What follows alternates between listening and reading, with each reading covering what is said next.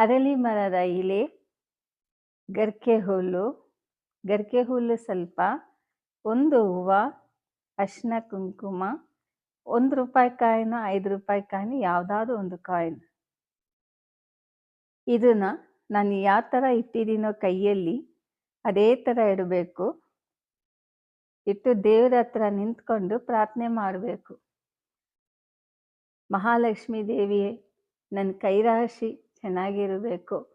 ನಾನು ಎಲ್ಲಿ ಹೋದ್ರೂ ನನಗೆ ಒಳ್ಳೆಯದಾಗಬೇಕು, ಲಾಭ ಸಿಗಬೇಕು.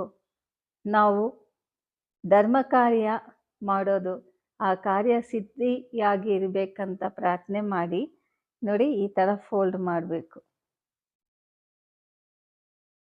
ಈ ಥರ ಫೋಲ್ಡ್ ಮಾಡಿ ನಿಮ್ಮ ಪರ್ಸಲ್ಲಿ ಯಾವಾಗಲೂ ಇಟ್ಕೊಳ್ಳಿ.